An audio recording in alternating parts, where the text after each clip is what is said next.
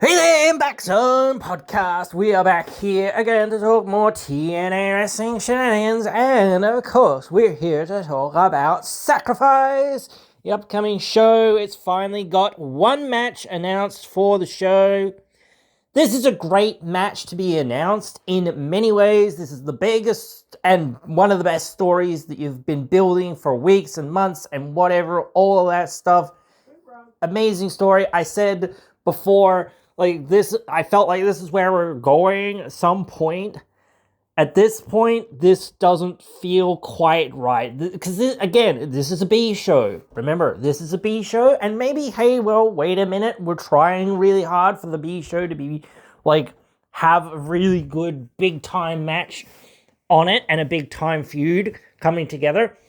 The thing is, to me, this isn't the end of this feud. This isn't like where this will end. This probably won't end for another 6 months or even a year or more. Who knows? But again, this, to me, this is not the right time to really do anything with this feud. Maybe that's where I'm not quite on the ball with this yet. I don't know. It feels just a little bit too early for this clash to happen. But then again, the thing is, should this lead to another match down the road? And that's where I feel like perhaps that's what I'm starting to think. I'm starting to think oh yeah, this is just another precursor to, because I felt like this thing, it should happen at Rebellion. This should be the most major pay-per-view that it could be on. The problem there becomes what else, and we know what else is floating around still. Both Nick Nemeth and Eddie Edwards still have both of their opportunities at any time, basically, cash-ins. So, I mean, I don't know. That becomes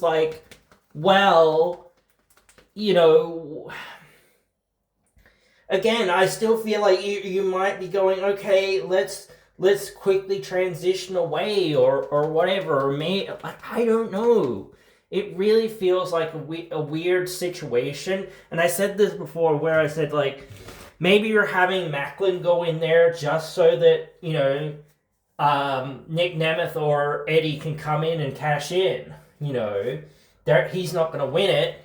But he's going to be the cause of Mike Santana losing it, or potentially even losing it. I feel like this is a blood feud between these two. It's getting really personal. It's getting really, this is not going to be just it can't be a regular match. If it's a regular match, this thing's going to devolve very quickly. Macklin and Santana might even get disqualified in this thing.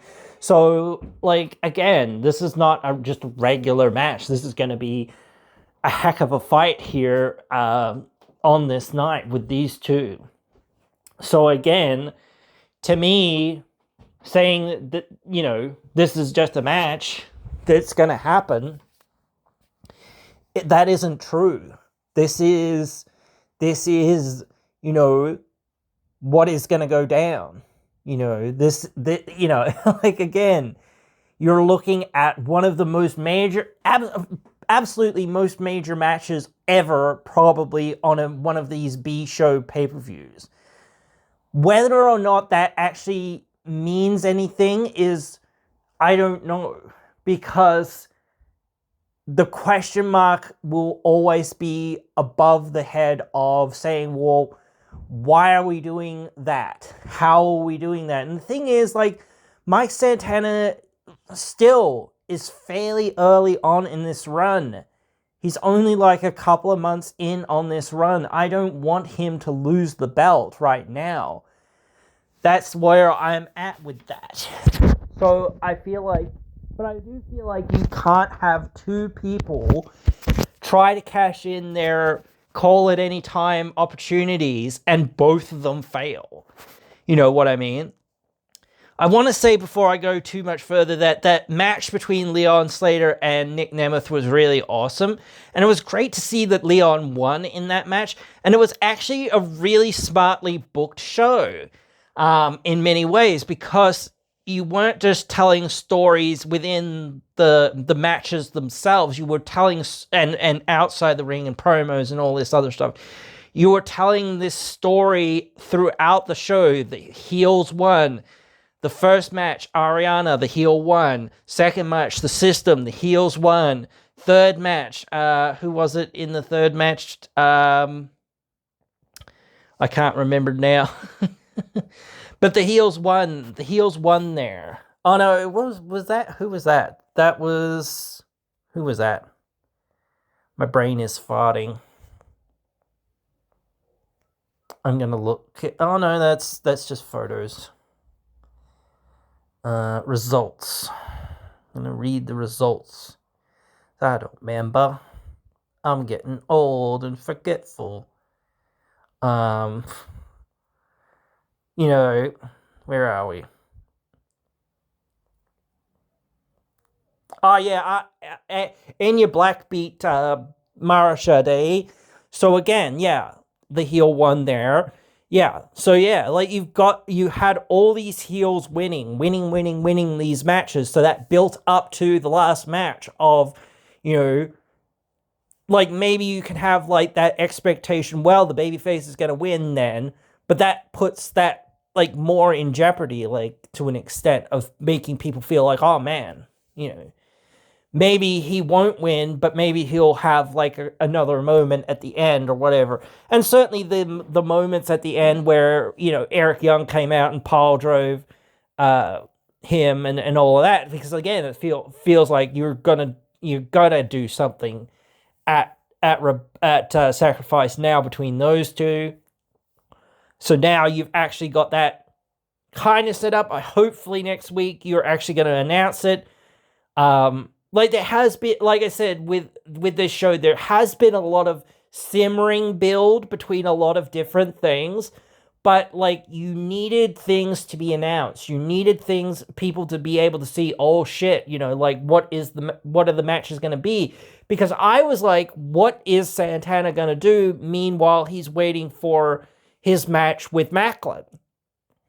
No, we're not going to wait to have that match with Macklin, which in some ways is really cool because people want what they want now. And while this thing is hot, you're trying to strike while the iron is hot. You've tried to tell this story for weeks and months, whatever. Macklin got fired, then he attacked Santana, and it's been, he came back to say, hey, let me share my piece or whatever, and all of that. So again, I don't know his technical, like, contractual status or whatever else it is and all that other stuff. So I'm not going to speculate too hard on that. But it's obvious that they've got an agreement to say, hey, either this was an angle or this is just, we're going to have a handshake agreement, whatever, until we can work out a brand new contract, a proper contract. And we saw a couple of people, recently re-sign their contracts. Alicia Edwards recently re-signed her contract. We saw Rosemary effectively re-sign a contract. Can't remember who else re-signed a contract, but we saw some other people re-sign contracts and whatnot recently. So again, you're seeing all these sorts of things going on that are building in these stories. I'm really interested in what Rosemary's going to do now as well and what's going on there. A lot of people are saying stuff about Demon Bunny and stuff like that, which to me, yeah, that would be something that I would want to follow up with and, see what you can do there or why you would do something there or whatever.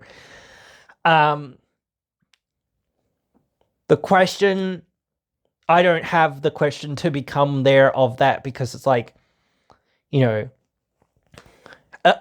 guess my question would be, How do you not just make this something that happens in this sort of seemingly cinematic way? How do you determine it in a match? That's what I'm thinking. Like, and maybe you can still do it in a cinematic way, but I feel like it has to come down to Rosemary somehow having to wrestle something to earn something in a way. Like, you know what I mean? That's just something that I feel like, you need wins and losses to still matter somehow, even if it's like in the undead realm and all this other stuff or whatever it is. And I think Rosemary is honestly a great character in some ways, much like the Broken Hardys, is a great character to kind of do stuff this, like, not super zany, but somewhat zany kind of stuff with. You can do more sorts of stuff with her and guys and people like Danhausen. You can do these sorts of things with them that are just like, that doesn't really fit for anyone else. It only really fits for you because of your gimmick or because of who you are or because of whatever. Or, whatnot, that sort of thing. You've got to tailor things for people. And that's great to be like, oh, we can tailor this to you, whatever. But you've got a lot of things still on build. One of the things I think is kind of cool that they recently saw, or sort of saw, was this. Mickie James recently came back with, I think we've touched on that and talked about that a little bit, and it seems like you're gonna go with something with her and Ash. But you recently saw ODB return. So I feel like you could have a match between ODB and Mickie James, as a tag team. Now, I don't know that, and I'd like to see ODB on a more consistent basis or a more long-term basis. Not just like she's here for a little while or whatever else it is. Because she said, hey, look, I'm trying to hang up the boots, so to speak, this year and just like wrap myself up or whatever, and that's admirable, like, I don't know, and it would be great for her. I know she's probably doing some work on the indies, or whatever, but like, it would be great for her to be like, hey, I can do some stuff in TNA, and hey, it'll be a lot easier if I do that in a tag team, Yes, maybe I want to do stuff as a single star or whatever, but at least for a little while, hey, let's do some stuff in the tag team scene. Or let's do this whole thing, or let's call back to the whole Knockouts tag team title situation where she and Eric Young were, they've already kind of called back to it a few times here and there, but they're now starting to make more of that. And now it's like, oh, okay, well, maybe you should make even more of that, where it's like, okay, they've got to go for those titles for reasons and whatever. Then they lose. Or they even, like, Eric Young pulls out the original titles somewhere and says, hey, we never lost these, whatever. Technically, we're still champions. We were never beaten. We were never pinned. Da-da-da-da. And we've been holding these belts for like a decade or whatever it's, been. Technically, yes, but technically no, because at a certain point the titles were deactivated. And all that. So again, like, it'd be kind of crazy and kind of silly and whatever else, but it'd be kind of like, well, that wraps that storyline up, or that wraps that kind of chapter up, because like, that was a chapter and they should have, had a conclusion to it. And now you can have some sort of conclusion to it where Eric Young brings the titles back and says, hey, we won these, like, or whatever. I don't know whether people would be that cool with it, but it's like, I still think you should try to do something like that, because I think there's still something there where it's like, man, why don't we try to wrap that thing up? But it is like over a decade or whatever it is later or whatever it is, but still, it is something that I still think people, I don't know, kind of want to see the resolution of, because I think people want to see resolutions to things. People don't like untied ends, in a sense. And if it was like, maybe if you say, oh, it was never finished, do people really care? Because now it's like a decade later or whatever else it is. I don't know, especially since you're talking about a man and a woman holding effectively female titles or whatever. I think that's a sticky wicket. I think, but still, I think it'd be cool in some ways to be like, hey, let's at least do this, or let's at least like figure this out. I don't know.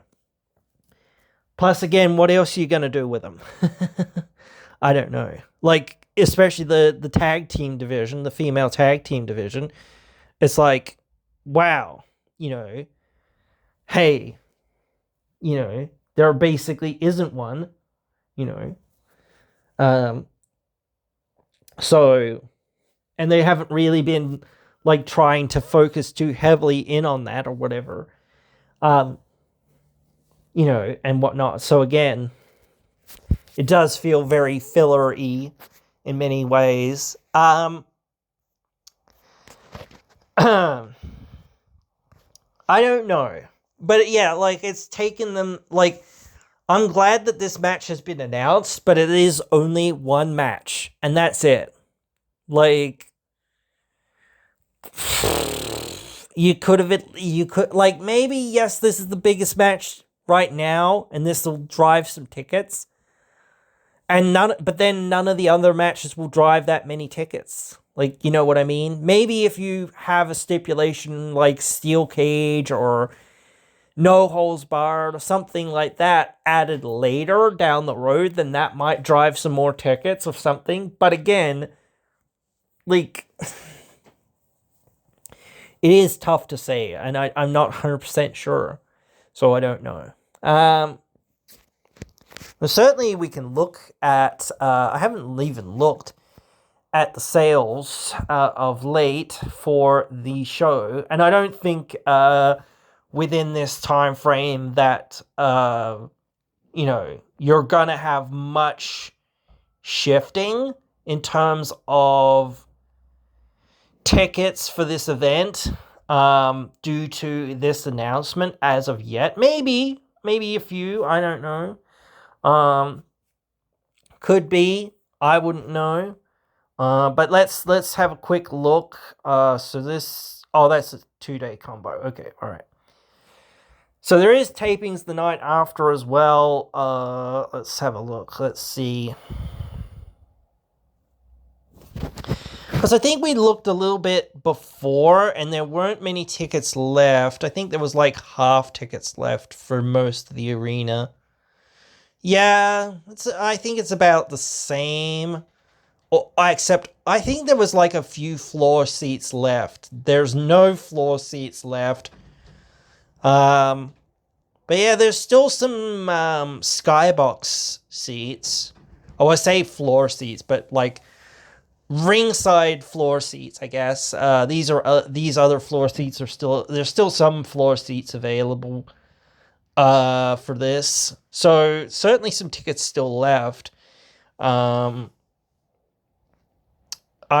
think that the tickets will hopefully start to move now that you've got an actual like main event, and you can direct people to being like, oh, okay, holy shit, like they're gonna have this match at this show, when you normally would think, oh yeah, again, like I do wonder now though what you're gonna have at Rebellion. That's my starting question. And it is interesting, in my opinion, again, like you're telling this minor sort of story with Leon where he's beaten a bunch of former world champions, and it feels like he'll beat another one in Eric Young.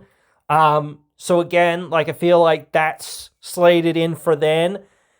But like, I don't know. I feel like, should you have Nick Nemeth challenge Santana at this show? I don't think so.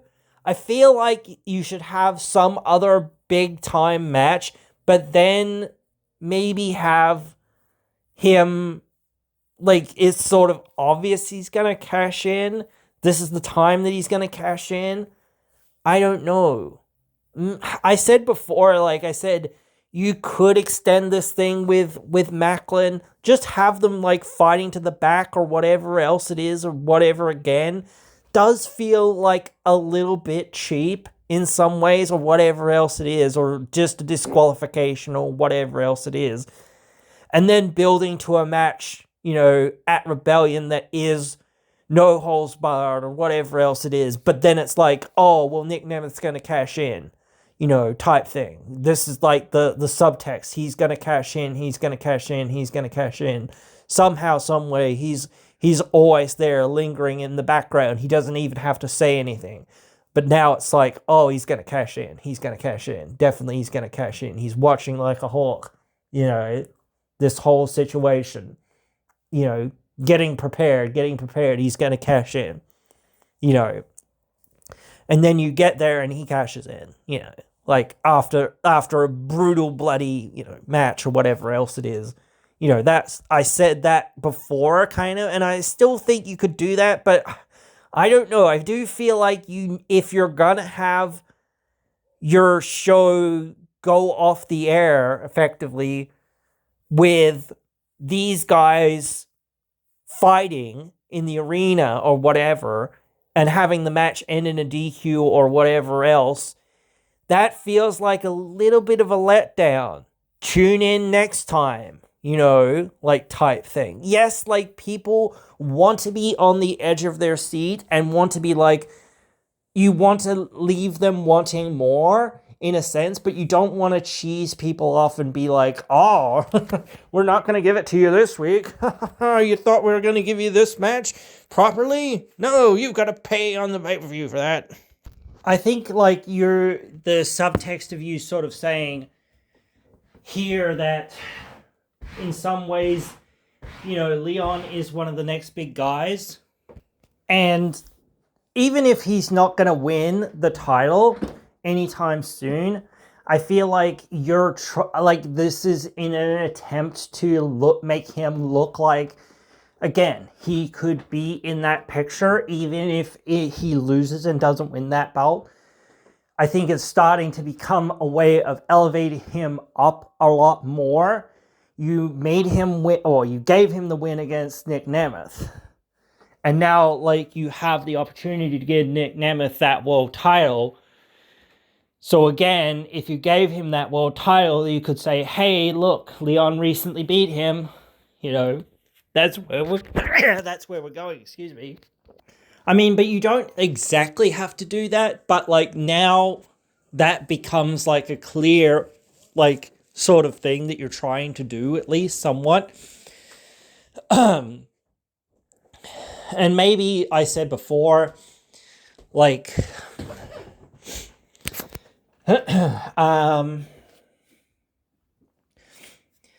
like, what is your goal to act like? This is the thing. I think, again, TNA needs to go, I don't think they need to go wholly into business for themselves, but they mostly need to go into business for themselves in many regards. They cannot rely on WWE. They cannot, expect WWE to help them, realistically. We're already seeing the partnership really being like on a string. They're like WWE really isn't sending them anyone or anything, and they really aren't really promoting TNA or doing anything more with them. If anything, that they're doing less, So the last remnants, realistically, right now, of the TNA WWE relationship is Ariana Grace and Stax. That's the last little remnants of, seemingly this relationship. And I think that, well, at least Ariana, was the strongest part of this relationship thus far for the last, year or so or more, whatever it's been. So that's not going to be over until probably like Slammiversary, Bound for Glory, around then.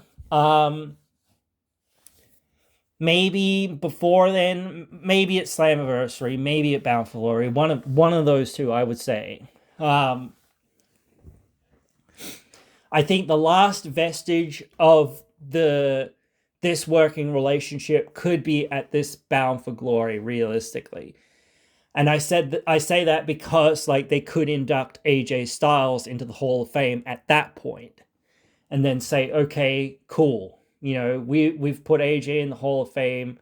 Maybe they don't need the relationship to do that, but at least getting WWE's permission and all of that is like, oh yeah, well, this is something that we did want.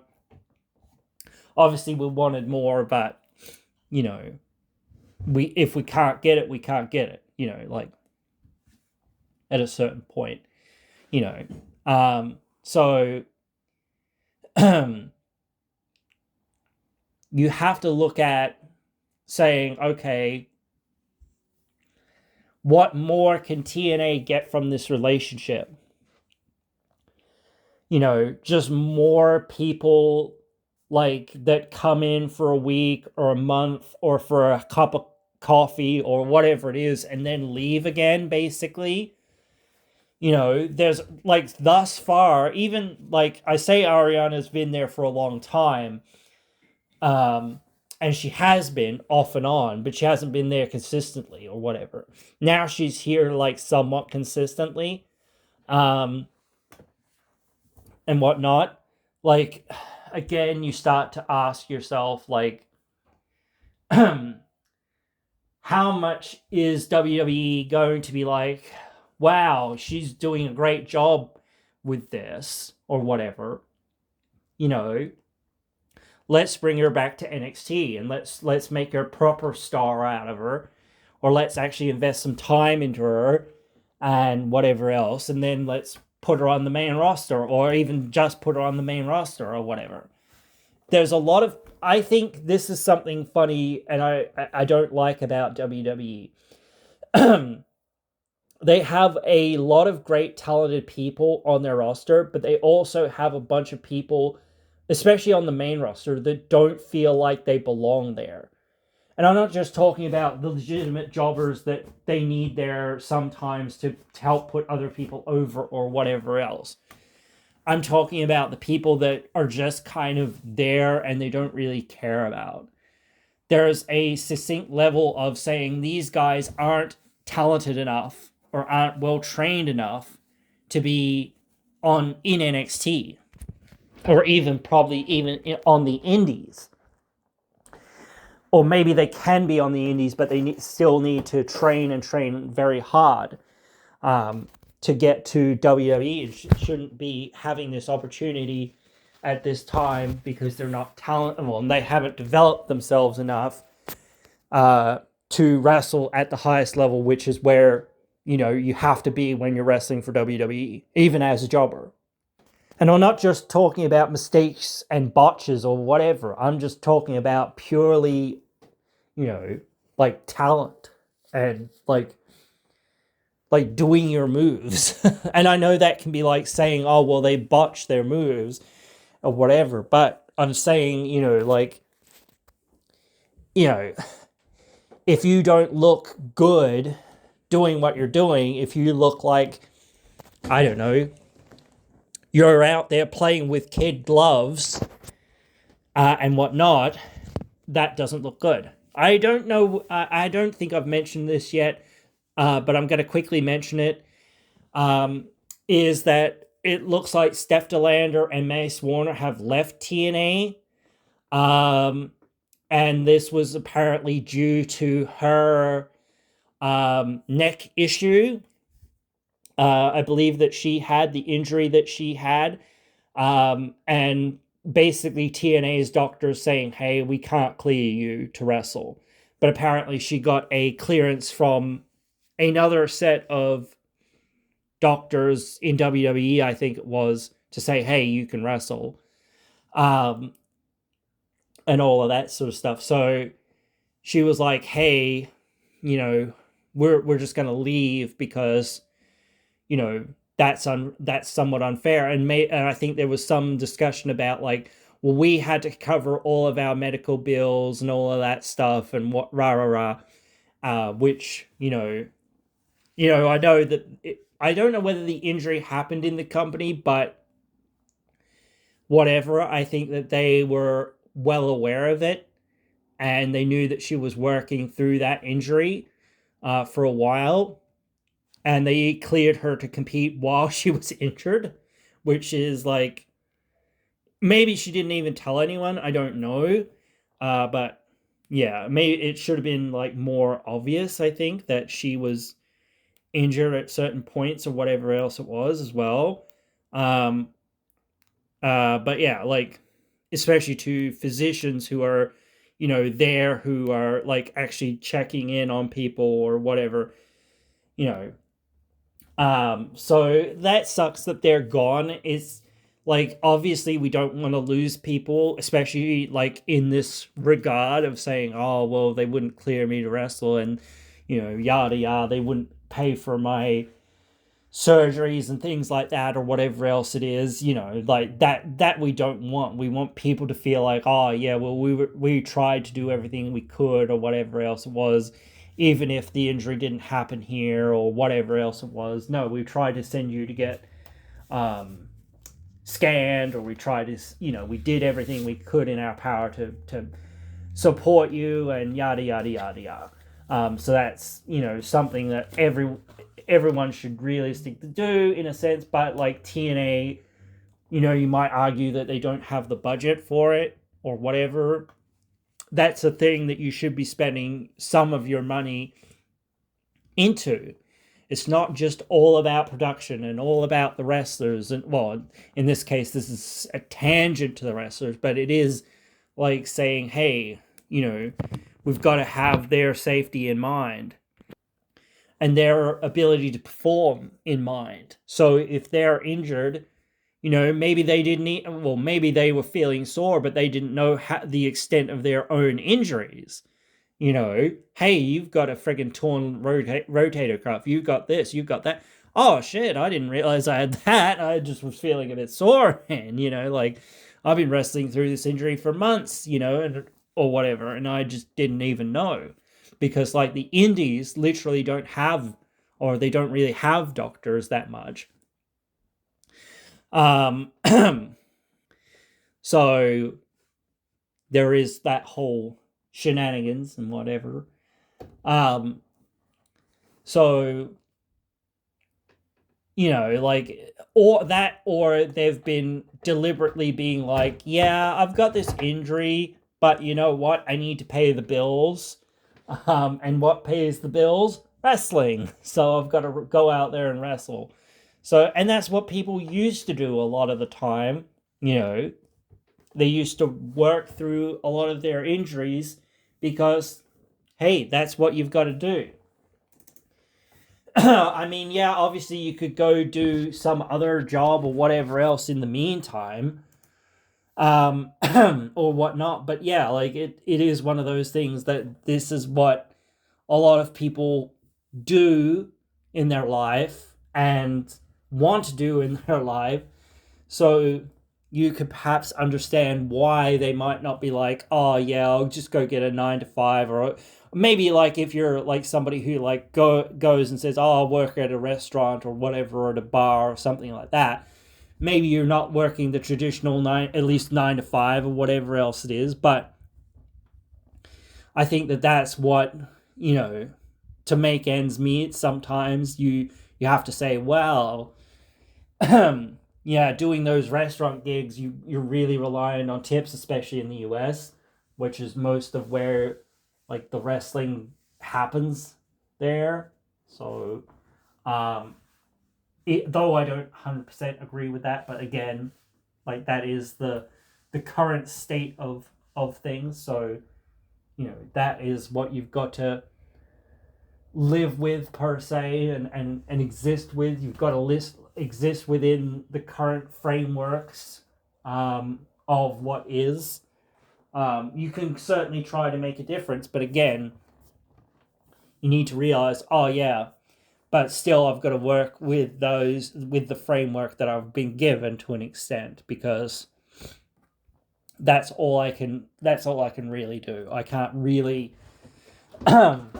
change the system completely. I've got to try to work in the system as much as what I can, but try to get, the best deals or whatever else it is that I can, and make sure people are, at least somewhat understanding, especially the bosses or whatever. Or find somebody that is, like, you need to find, hey, these people are a bit more, not open-minded, but a bit more understanding or whatever. But anyway, like, yeah, it is unfortunate, because I think, like, I don't know, I thought before Mace's, like, babyface turn wouldn't work out too well, but he was doing all right, certainly, I think. I don't know. I always think, like, when you've got talent, like, you shouldn't, like, you and they should come to understandings and say, look, this is how it is. And even if you're stringing them along, say, look, we know, hey, this is what that doctor said.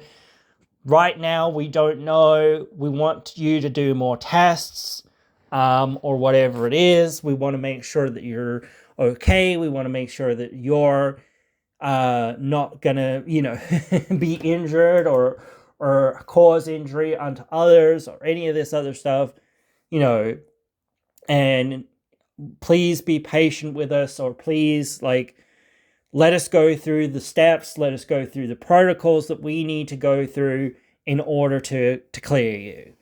Maybe that should have been the message, not, we, like, I'm sure Carlos and that don't really have much say in it or whatever. I'm sure it's more of the doctors or whatever, the physicians. But they should have said, hey, look, even if they say we're not going to clear you or whatever, don't say, hey, we're not going to clear you, or don't try to make it such a big issue or whatever. Just say, okay, look, if you stay with us or whatever, this is how it's going to be for now. Maybe we'll reassess you later down the road and we'll see where we're at. But please, like, if we're going to do that, you have to be patient with us, and you can't just go, like, you can go outside of these things, but this is what we need. We don't need an outside source telling us or telling you what we need you to do. You just need to do what we tell you to do when we tell you to do it, to an extent. And we will get there, but when, who knows, whatever. That is the situation. So don't just say, we'll never clear you, or they'll never clear you, or whatever. Say, well, we don't know that they'll clear you right now, that they're saying, hey, they won't clear you, so we can't do anything about that. If you stay with us, you can keep trying to get cleared and whatever else, all of that stuff. But, and we definitely value you, and we definitely want you to stick around and all this other stuff. But at a certain point, what can we do? We can't do anything. We've got to wait till you're cleared. We can't clear you, so you need to stick around for a bit longer, or, go through the checks that we've put in place, or that they've put in place, to make sure you're safe and to make sure others are safe. Because that's the ultimate thing that these assessments have to weed out. You have to be able and capable. And I know she's been doing stuff in the gym and in the rings and training out and all this other stuff and whatnot. So I don't know the story behind any of that, but I do feel like some of it was a little bit mishandled, maybe, or maybe the story's a little bit he said, she said, whatever else it is, to an extent. But yeah, your business in wrestling relies on thousands of things, realistically. But for the most part, it relies on the wrestlers. Yes, it relies on the fans, it relies on the cameramen, it relies on the crew, it relies on literally everything that it takes to put that show together. It takes the writing crew, it takes every single piece to make the show work the way it does. But obviously the most visible thing is the wrestlers. The wrestlers are what makes the company tick and work. So if you have got somebody that's on your books, and again, like I don't think you should be too much like hoarding people or whatever else. You shouldn't be sitting there and demanding people do things or whatever. Because at the end of the day, it is their decision to stay or to leave. So I think that is somewhat good in saying, hey, look, we're trying here.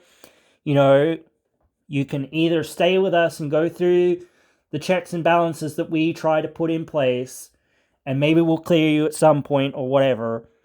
But we'll have to wait and see. And then we'll figure it out. Or you can leave. You're free to leave at any time. That's up to you. And we really appreciate it. Not to, just thank you for future endeavors. But, certainly it is one of those things of saying thank you. You should always thank anyone. And I think that they should have an official statement. WWE always has these official statements and things like that, basically. So they should have official statements. Whether that's, I don't know, credible or whatever is, to be debated by other, maybe even me at some point, I don't know, but that is to be debated at some point, But yeah, you have to care. You have to care for people in this business because your business relies upon the health and well-being of those people that go out there and bust their butts, and not just like every time in the ring or whatever. They bust their butts to train, to be in that athletic shape, and whatnot. So again, you've got to have that understanding of this sport and this profession. And I don't know, you're spending to me, I think people want to see Leon in the main event, but my question is, he has done some great things and some big time things, but still it almost feels like he hasn't reached that plateau yet. And that's kind of the point in some ways. But the thing is, I think sometimes it's all right to give things to people who haven't arrived yet, the vessel in which to prove themselves at that level. But I think a lot of time you almost see these things coming. It's almost inevitable, and you feel like, no, they have really been here for a while or whatever, at this for a while, at the world title, at the main event level for a while. Now it feels like after months and weeks and even years at some points, they have arrived at that point. It's not just, you turn up, you do some big things, then you're in the main event. You know what I mean? Very few people get to do that. Brock Lesnar did that. And that was I think that was still a time period where you could feel like, I don't know, it was still maybe the Attitude Era, kind of, but it wasn't really, but it wasn't quite really the Ruthless Aggression Era, though it really was. It was the kind of that, I don't know whether I associate this era with the Ruthless Aggression Era. That's my sort of thing, because you still had a lot of the, and even Kurt Angle, like Kurt Angle winning the title when he did, it felt way earlier than than what I would perceive that he would have won it, because I more like, I know that he started wrestling in the Attitude Era, but I would feel like he really became the world champion and became on that main event during the Ruthless Aggression Era. Him and Brock were kind of coming up at the same time in that era. I think really the Ruthless Aggression Era is that time period, obviously, but like I think it is somewhat debatable as well. Um, but it was kind of this in between time. But like I think Vince had said ruthless aggression or whatever on one of the shows, and then I think at some point Cena said it to Angle at some point. When he basically had his debut, which I can't remember when that was. But it was around that time period. But I think like post WrestleMania or post WrestleMania 17 until, I don't know, until the invasion angle was kind of over. That was kind, and even a little bit like further beyond that, even like up until like, because the Rock won that title off the Undertaker,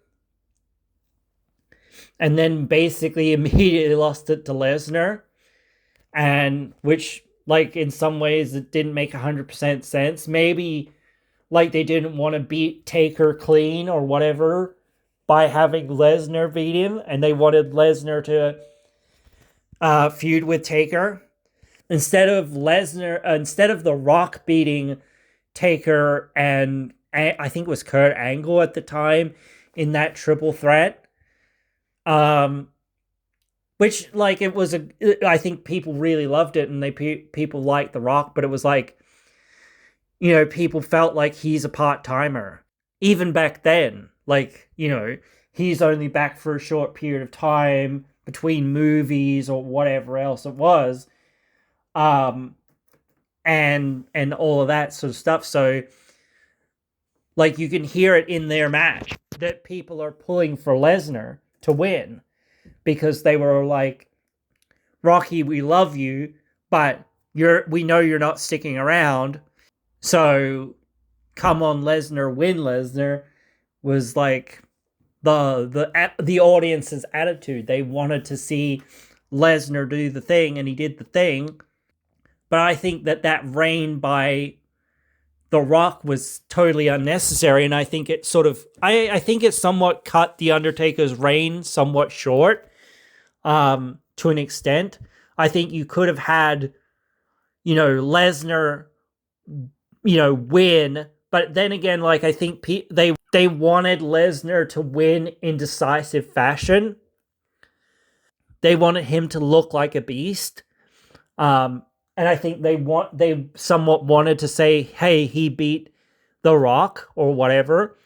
So you could have had like a number one contendership between The Rock and Brock, and then have Brock beat The Rock, and then Brock Lesnar go along to beat The Undertaker and somebody in a triple threat, and then go on with like, The Undertaker saying, well, I never really lost that belt because you pinned the other guy or whatever.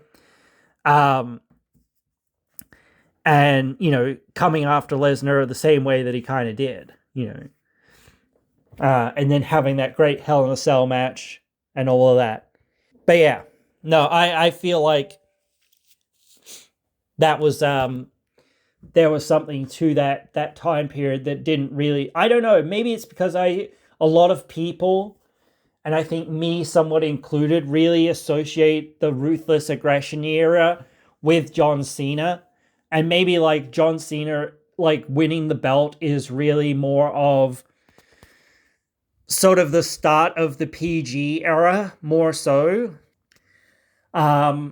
I certainly think like late after Benoit died and all of that sort of stuff, that was the actual start of that PG era. So Cena had like a couple of big title wins at that point, and been champion for a while. So maybe not, but it is sort of like he's more associated with that era, and maybe later on, and you more associated that real ruthless aggression era with guys like Eddie Guerrero and Brock Lesnar and Kurt Angle and Chris Benoit and all of that sort of stuff. The wrestlers, like, and that sort of thing, where they finally felt like these guys are the top. You still had Triple H there, kind of holding on to his Attitude Era power, but you had a bunch of other guys, up and coming, that you know that were there. And I think like one of the biggest things, or not maybe mistakes or whatever else that they did, was splitting the titles. Every time that you have a split focus is a time that you have a lesser person holding some version of a belt, or just not your best guys going for that belt, or having feuds around getting to that belt, or having feuds in general. The general main event scene is just way weaker and way less deep and way less cared for than what it would be if you had like all the tools at your disposal and you could say, let's just tell the best story that we can, to draw money. And maybe that was also partly because Vince felt like, hey, I'm untouchable or whatever now, because WCW was dead and ECW was gone, and there was very little real competition for a long period of time. Until TNA got on Spike, they weren't any real competition. Like, and then they were getting like 1 million average viewers, roughly thereabouts, I think. I don't remember what WWE's viewership was at the time, but it was still a lot more. But that was the biggest competition that Vince had had. I think that was like 5 or 6 years in, wasn't it? So I think they got their first like maybe it was 2 or 3 years in, actually. I think they were on Fox for a little while. I think their viewership was pretty decent, actually. I don't remember what it was, but I think it was pretty decent. But once they got onto, and I think WWE used to be on Spike, right? Before that, they moved from Spike to USA again, I think it was. But yeah, Spike was looking for, I think, wrestling again, because they were like, hey, we just had this wrestling thing and it was doing really well for us. Hey, here comes this upstart promotion, TNA, who's like been the best promotion out there since WCW has gone away, to get this many viewers and to get this much momentum under them. Okay, let's give them a platform. Let's really see if we can give the WWE run for their money. And then they basically doubled, or even more than doubled, their viewership, I think, under Spike. So like, yeah. And I mean, like they might have never sold out a 10K arena in the US or whatever. But I still think they were the biggest competition that WWE had there for a good 4 or 5 years solidly. They sold out one of their biggest arenas, I think it was in 2011, 2012, 2013.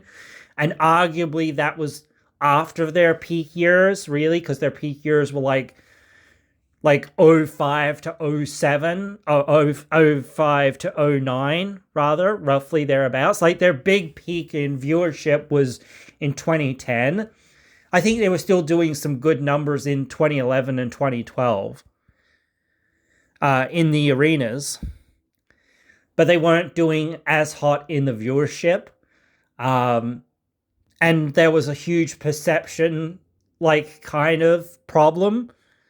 I do think that the management of TNA, they weren't trusting enough in some regards, because yes, Hulk Hogan or whoever is always going to outdraw whoever you've got, but that's not a reason to say let's put the belt on Hogan, or let's continue to put the belt on Sting or whoever else it is.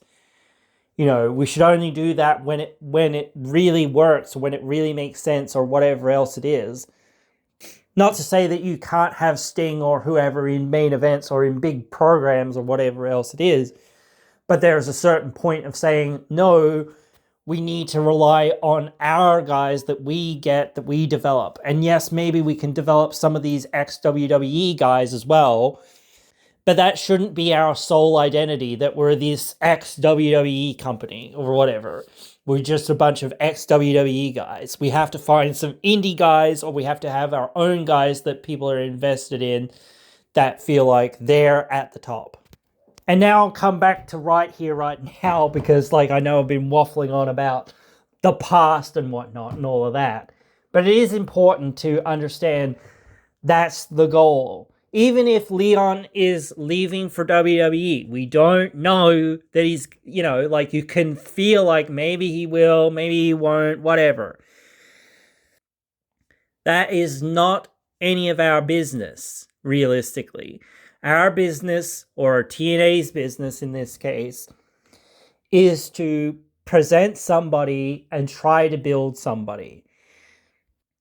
If Leon feels like, hey, maybe I am better here in TNA and I have more of an opportunity here in TNA, especially quicker and sooner and whatever than what I will in WWE.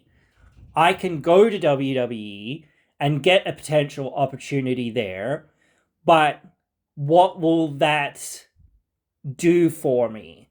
I will be, maybe, yes, I'll be in the mix to some extent, because I've already been in the mix with some, level of, being been there and being seen on TV and all this other stuff or whatever.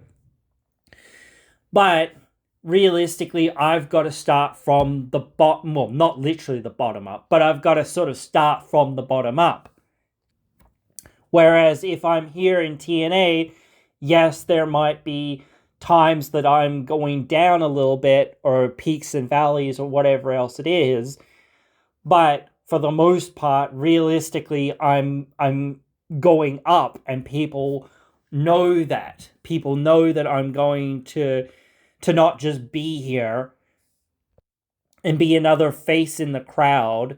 I'm going to be somebody important, somebody that is, part of the future of this company. And yes, I can be the part of the future of the WWE, but again, there's way more competition in WWE. There's already a lot of competition in WWE for a lot of these guys, A lot of these guys, even Pentagon. Pentagon, I can't even remember when he debuted. He debuted a long time ago. And it's only just now that he's won the Intercontinental title. After, 6 or so months of him being there. Not to say that he should have won it on night one, but this sort of came out of nowhere for the most part. He hadn't really been in the picture, but he should have been in the picture kind of from day one, and he should have been getting closer and closer and closer. There should have been this story of him getting closer, of some feud that he had with, whoever in that division. He should have been feuding with Dominic or somebody for weeks and months and all of this other stuff. He shouldn't have been just, oh, you win it now. Oh, okay, great. Without much story, without much build-up, without much reason or rhyme or whatever else it is. Here you go. You've got this now. This is yours, And Dominic was doing some great stuff, I think. Maybe, like, you might be saying, well, now we actually want him for the world title division or the main event scene. So maybe that's why you're doing this. I can fully understand that.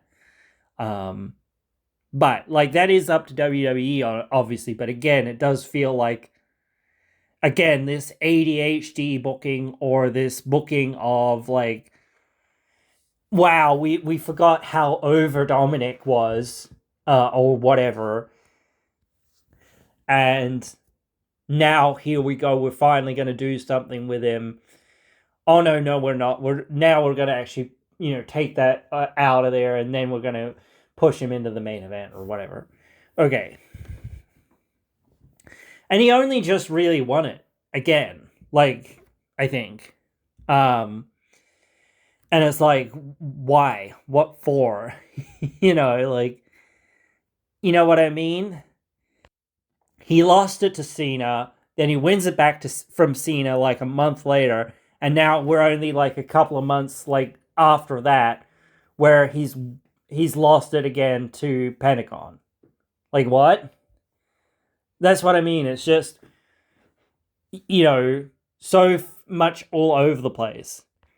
I know, but I'm not gonna talk about that too much more. Honestly. But yeah, you've got to look at these things and say, yes, I could go to AEW. Yes, I could go here. Yes, I could go there. Yes, I could win their Intercontinental title or their tag team titles in 6 months, maybe even in a year. Or maybe I will be looked at some point as being a main eventer in the next couple of years. Who knows? But why do that? Why, like, maybe it's the same thing being in TNA, being like, oh, well, they see me in this role, but, like, thus far they have been pushing me more and more into, like, a more main event role. So now, even if my chances of staying at that level aren't 100%, like, eventually I'll get back there.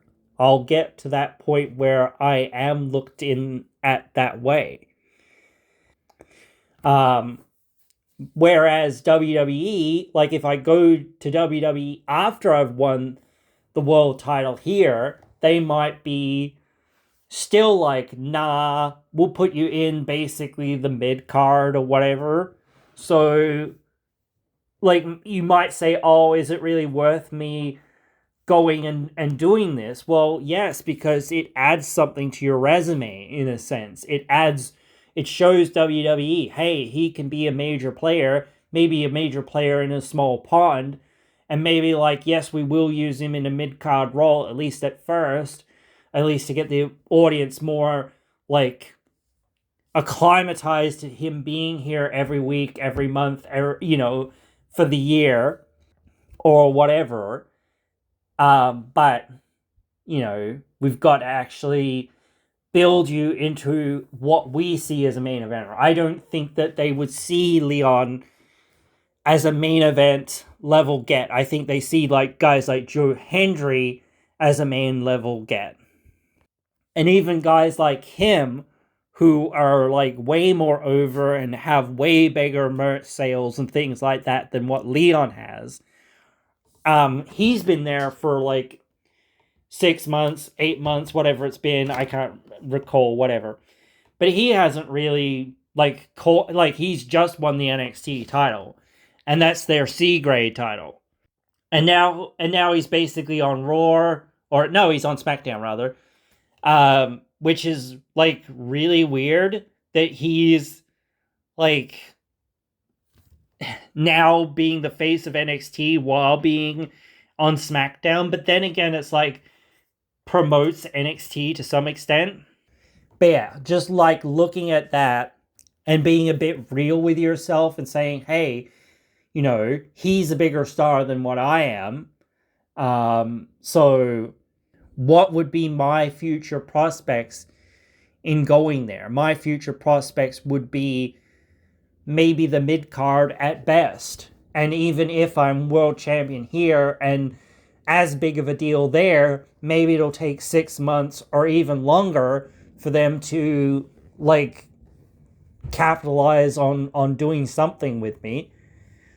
And maybe you can excuse that by saying, well, he's only known by the relatively small TNA audience or whatever, in comparison to the larger WWE audience or whatever. And you're trying to make him more of a universal or whatever household name, with more of the casual people. And that takes a lot of work. But, like, I don't know. Yeah, I just think, like, staying with TNA versus going to WWE, like, there's less competition in TNA for you to get to that top. So it is going to be easier for you to get that top. Not to say that you're ever going to have an easy journey to get there. You've still got to prove yourself worthy and be able to draw in the fans, you know, because that's what TNA needs. They cannot rely, wholeheartedly on the one person to be their drawer, but realistically no one can. But yeah, that's the way I see it. I just see it as saying you can not toil, but you can toil away in like doing stuff here in TNA, or you can be building that house of cards to go to WWE if that's what you want to do. But you have to realize, hey, if I go to WWE, the best that I can hope for is getting in the mid card and being there for like 6 months to a year, and then saying, okay, cool, now maybe I'll get a sniff at a semi-main event role, you know.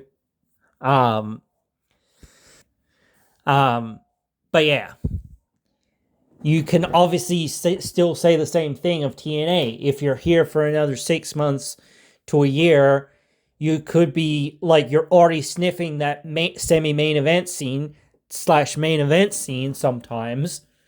So again, you could be saying to yourself, well, if I'm in decent programs and I'm getting decent money, and the thing is, like, I know Joe Hendry, he's a bit different or whatever. His situation's a lot different than Leon's.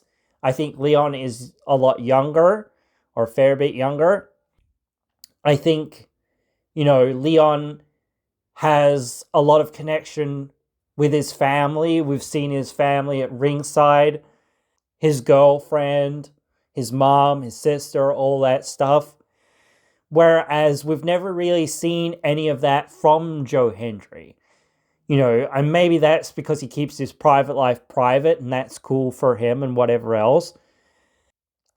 But thing is, like, if you say, what's Joe Hendry tied to in the UK? Not really anything. He does, obviously he has family, but it seems like he's like much more happy to go out of his way to make some sacrifices and follow his dreams. Whereas Leon, it seems like, yes, he might be willing to sacrifice some things and follow some of his dreams, but I don't know whether he's fully committed, and I don't want to question him in that regard because he's doing great stuff and whatnot, and certainly sacrificing more than what people probably realize. But again, is he really willing to go to WWE and basically have this, like, even now I know that this thing is basically 24/7, but then it will be, you don't get to do any proper indie dates, really. And if WWE wants you for something, that's the end of the story. Like, you have to drop all your other stuff to go and do what WWE says that you need to do, basically. WWE is very controlling, and not to say that TNA is not somewhat controlling, because they've got to have some level of control over you to say, hey, you're on our roster, we expect you to turn up, we expect you to do your job, go out there and work. It's just like it's in a sense, it is just like any other job. You're a contracted performer. Same with acting, same with, anything. It's like you're contracted to do this for this movie at this time, da da da da. That's it. That's what you're gonna do. That's what, that's it. You know. So yeah, but anyway, guys, yeah, at least like now they do have something announced. And like there's a lot of stuff, like I've said, for a few weeks or whatever, there's a lot of stuff boiling or simmering underneath the surface. So we're just gonna have to wait to see when and where and how those things all come together. So yeah, it is interesting. The most interesting thing, in my opinion, is the timing of this main event, especially because we never really get to see like such a big storyline really being on a more minor show. They're usually saved for the more major shows. And, that is cool to see something so big on one of these more minor shows. But you could almost feel like, well, this is leading to nothing, to an extent, because why would they blow their load, so to speak, on giving it to us now and in this format when it's just straight up a match between these two guys, not unsanctioned, not a hardcore match, not, steel cage, not this, not that, not the bells and whistles and all the other stuff. These guys want to fight. These guys want to tear each other apart. That's the story that you're telling. So obviously it's not going to end here. So this is just the beginning. So in a sense, like at least in terms of matches. Maybe I said this before. Like I said, Macklin doesn't feel like he's won enough. He doesn't feel like he's in Santana's league. It doesn't feel like he's been put to that position where it's like he's beaten this person, then that person, and this, and all these other people. Where it's like, okay, we need to pay attention. Because he is going to win. It feels like he's got all the momentum and he's gonna dethrone Santana one way or another or whatever else it is. Whereas like before, when he became champion, and even when he became maybe when he became international champion, he had a lot more momentum behind him, and he had much more of like, he's beat that person and he's beat this person and, gone through hell and high water to get here. Whereas now, he's still going through hell and high water to an extent, absolutely, but, it doesn't feel the same where it's like you can believe that he's going to win the title. Maybe because it is so early in Santana's run of holding the belt as well. I mean, you could argue the idea that not that they'll get ADHD booking syndrome, but they'll get the let's change the title to make a better story or to make another chase for Santana. But the thing is, like I said before, like you've already done that again. So and you're already kind of got diminishing rewards on that and whatnot. So if you do it again here, it feels like, wow, people still will want Santana because they will feel like, oh, that's a bit bullshit to take the title off of him. But they might be feeling like, oh man, you're just doing the same thing again, where it's like Santana's going to get the belt back in 6 months. And then is he going to lose it again in like a month or two or whatever else it is? So we can't sit back and enjoy anything or get too invested in anything because we know it's going to be over before it's really began. So I want Santana to hold on to the title for multiple reasons. I don't know. you could obviously tell a story of Santana being triumphant, and you've obviously set some other things up with him and Nemeth and him and Edwards. So my question does become, like, when are we getting back to that? Or when are we actually getting to that? Where, how, and that's why I said, like, maybe Nemeth is cashing in at some point during this or whatever. Or I would say Nemeth is going to cash in before Eddie is. Because he has less time, obviously, than what Eddie has for his Call Your Shot. Nick only has till Bound for Glory this upcoming year, whereas Eddie I think Eddie has indefinite, doesn't he? Or maybe it's only for a year, but like he has until basically early February next year to cash in that title then, you know. And that's a long way away. Whereas, like, yes, like 6 months down the road is Bound for Glory or whatever. But still, you know, saying, well, nearly 12 months, 10 months, something like that down the road is much further down the road than 6 or so months down the road.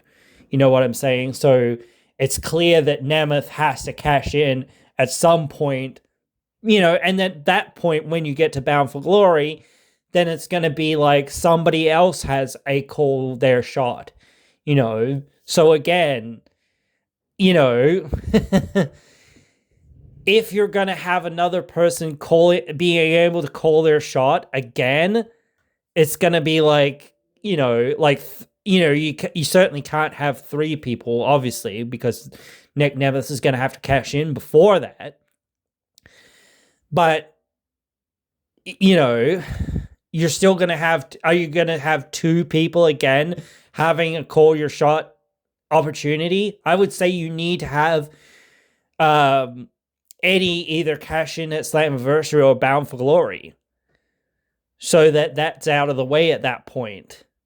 So I would say that Nick Nemeth needs to cash in, or try to cash in at least before that, you know, so that they can be far enough apart to be, you know. And I don't know, again, how you're going to do that with, like, not hot potatoing the title, not making Nick Nemeth feel like, or somebody feel like a total, or even 2 people feel like total losers because they couldn't get the job done against Santana, despite, like, you know, cashing in at one of the most opportune times to cash in, which was after one of the biggest matches of Santana's life against Steve Macklin or whatever else, in like a no holds barred situation or something like that. It becomes like, wow, they couldn't get the job done then. You know, at that point, it's like, you know, move on, because, you know, you do say, well, you've lost to Leon there before. So, and like, again, like, I do say these guys, Nick Nemeth, Eddie Edwards, those guys should be there for the next generation to put those guys over. Absolutely. But you need to make sure that those guys are sort of in a position for that to happen, if you know what I mean. Because you've given them the Call Your Shots, you need, like, this is why I said maybe you should have time or matches or whatever else it is for people to win those Call Your Shot opportunities off Nick Nemeth or off Eddie Edwards, and build some of the other younger guys that are there to say, okay, let's give, you know, somebody else the shine or the time to build them up so that we can, you know, have them down the road or whatever else it is. You know, we're not just saying, oh, well, you know, we're over-reliant on these older stars yes, we still have these older stars and they're still important, or they still have a function or can still do something, but we have these other stars that we are going to make, and that's why I think they need to be on other people. I don't think they need to be on Eddie and on Nick. I think they should be on other people, but how you do that and whatever else is like I don't know, not questionable, but like, yeah, somewhat questionable. But in some ways, that makes it interesting, doesn't it? It makes it interesting to say, will they switch those call your shots up? Will they, change, not change their players, but will they like sort of do something else to make these things like accessible to somebody else, so that somebody else new comes up a bit more? Because like I said, you could have like put Nick Nemeth in there at any time. I know you wanted to replicate like stuff that he did with his Money in the Bank years and years ago, whatever else it was. But like, don't, like, this is what I mean by saying you're just trying to copy WWE sometimes, or you're just trying to reference things that happen in WWE sometimes. Like, you shouldn't just be doing that. You should be saying, okay, that would be cool to do, but why are we going to do it? Why are we going to, do something that gives these guys that are already basically made men more things that they can be in that main event, when we need to make new main eventers? We need to make new guys so that people will tune in when Nick Nemeth is gone, when Eddie Edwards is gone, when whoever is gone, when Eric Young is gone. So we need more other people to be built up to being on their level of being able to be slotted into the main event whenever.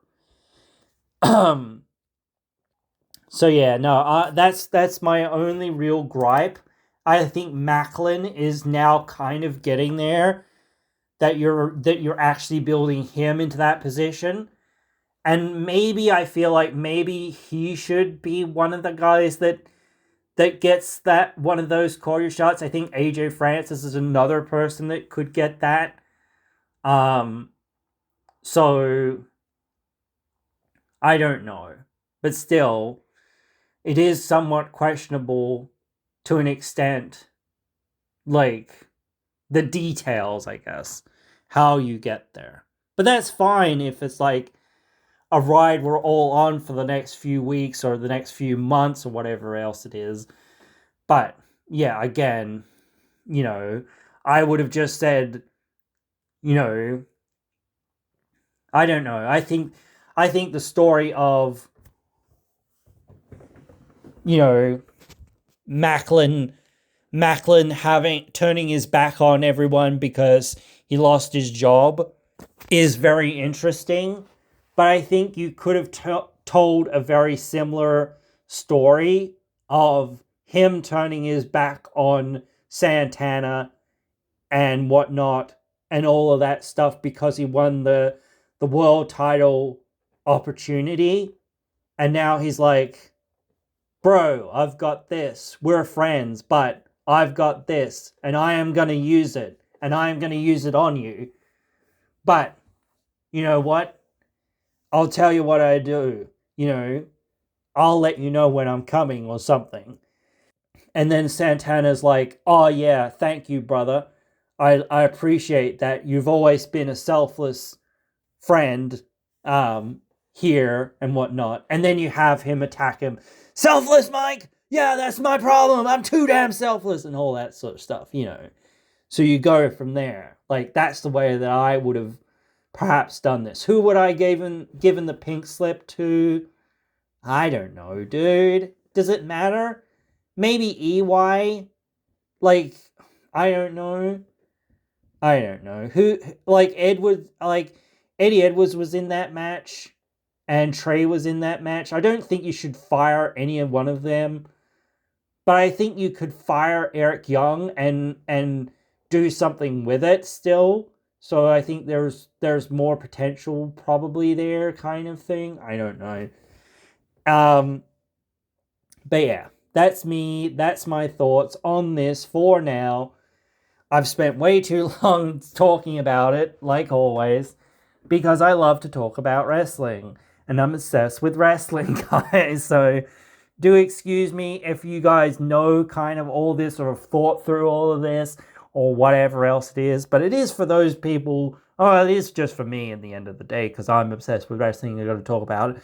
But it is for those people as well that are like, no, I never really thought about that, or haven't really thought this through, or hey, I haven't really watched TNA in forever, or whatever else it is, or whatnot. I don't really watch it. I only watch the highlights or whatever, or watch some YouTubers recap it, or give their predictions or whatever on it to sort of gauge, okay, what's going on, what's happening, whatever, where are we at, all of that. So yeah, like it is for those people too. And sometimes people who think they know everything and all of that stuff, think you're smart marks and all that, even they go on and go, oh yeah, okay, yeah. Haven't thought about every single one of these things because, you know, there's only so many minutes in the day and I've got to, get my groceries and I've got to make sure I don't get bombed or whatever else it is in the US right now, or shot or whatever else it is. And we're going to war and this and that and the other thing. And Trump's going crazy and this and that and whatever else it is. So, there's a whole lot of issues over there. And I keep saying they should get out of the US, stop touring there and tour in other places, at least in Canada or Mexico or whatever, maybe, and do some other stuff or whatever. In the US market is saturated with wrestling. So getting out of that market, I think, is a great idea. But anyway, have discussed that before, and I'll continue to, say, hey, I think that's a good idea here and there or whatever. But yeah, whatever. It is up to them to decide what it is. But hopefully, guys, we can all come together in some form, in some fashion, and be one and be a happy society, and no longer have to do these wars and stuff. No longer have to be killing and racism and all that other stuff that's going on in the world. Maybe one day we'll just explode ourselves and that will fix it. But hopefully we make a better future for ourselves and forge together anew. So that is what I'm hopeful for. So spread that word. Try to be as good to one another as possible. And I hope you've enjoyed this one, and I hope you join me again in the next one.